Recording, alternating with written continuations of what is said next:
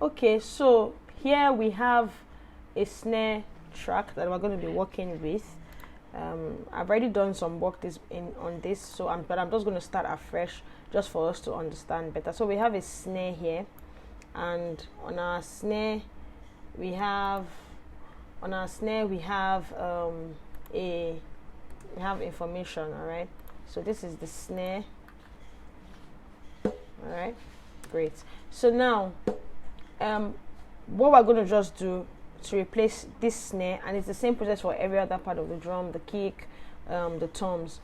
You have to come up here and select your audio bend. When you select the audio bend, you have to click on the track, and what you want to do is to click on analyze. So we have some parameters here. We have standard and sensitive. I go for standard because it doesn't pick. What it does is it picks transient. So if you go for sensitive, it will pick almost all the transients. Remember that our mics could pick different. Our snare mic can pick the toms, it can pick the hi-hats, it can pick the kick. So what we really want is the snare hits, right? So you just click analyze, and when you're done clicking analyze, it will create bend markers.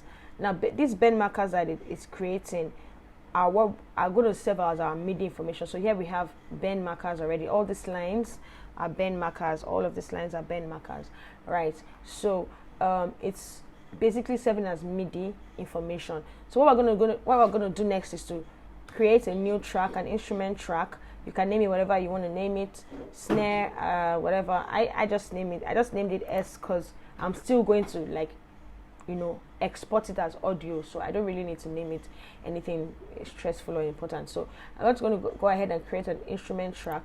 Once you're done doing that, you're going to come to your browse. You're going to pick an instrument from Studio One. I use Impact. You should use Impact. So click on Impact and drag it into your instrument channel, right? Once that is done, you're going to now come and drag your newly created bend markers track. I'm going to just drag it. Let me open this up. All right, we're going to just drag this and drop onto the instrument channel. All right, so we've created a MIDI track now. So what we're going to do next is open up our instrument editor. You're going to come to B on your Impact, and then your C3 under B. All right, you right click on this and then replace sample. All right, once you click on replace sample, it's going to open up your Explorer, your Windows Explorer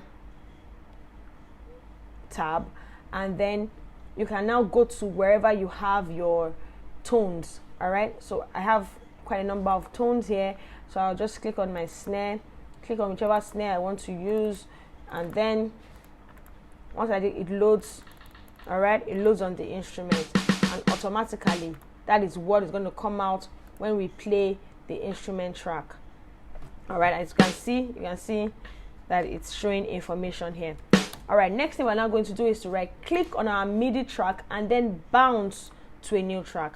Once it's done bouncing to a new track, it's going to create an audio file, all right, which is what we're going to be working with. And once that is done, we can then work or do whatever. You have successfully replaced your snare drum. All right, and so that is how to replace your drums on Studio One for those of us that don't have Steven Slate or Superior Drummer that we can't afford to buy these plugins. All right, thanks for watching, guys. See you on the next one.